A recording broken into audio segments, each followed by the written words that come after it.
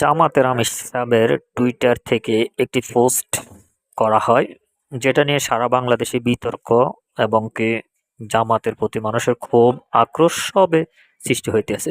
এমন একটা পোস্ট এমন এক সময় ভাইরাল হইলো, যেটার জন্য আসলে জামাত আমরা কোনোদিনই প্রস্তুত ছিলাম না। ওনার পোস্টে দেখা যায় যে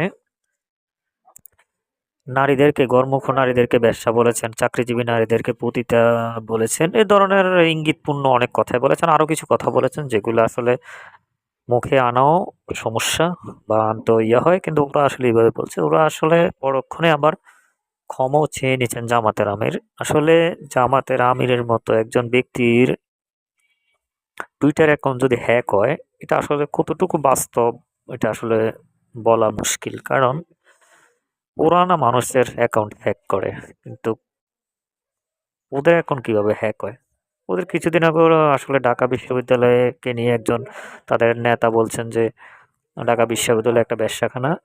এরকম কথা আসলে ওদের মুখে দিয়ে অহরহ বাইর হইতে আছে, যেটা আসলে স্লিপ অফ টাং কেউ বলতে পারবে না। এটা তারা ইচ্ছা করে বলতে আছে। এটাই তাদের আসল চরিত্র। ওরা আসলে মুখে বলে এক, করে এক, অন্তরে আরেক। এটাই তাদের বাস্তব প্রমাণ। কারণ ওরা মুখে বলে যে নারীদেরকে আমরা সুরক্ষা দেব, নারীরা আমাদের কাছে নিরাপদ। কয়দিন পরে ওদের নেতা বলল কি ঢাকা বিশ্ববিদ্যালয় বেশ্যাখানা। অথচ ঢাকা বিশ্ববিদ্যালয়ে আমাদের মা বোনরাই পড়ালেখা করে।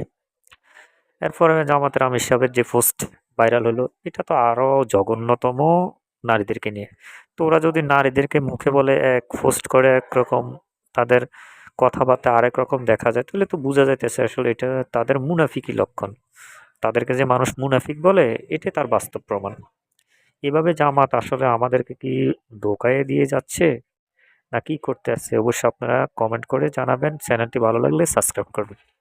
জামাতের এই ধরনের কার্যক্রমে জামাত আসলে শেষ পর্যন্ত আবার উনি ক্ষমাও চেয়েছেন। উনি বলতে আছেন যে আসলে আমার ক্ষমা চেয়ে কি সব শেষ হয়ে যায়?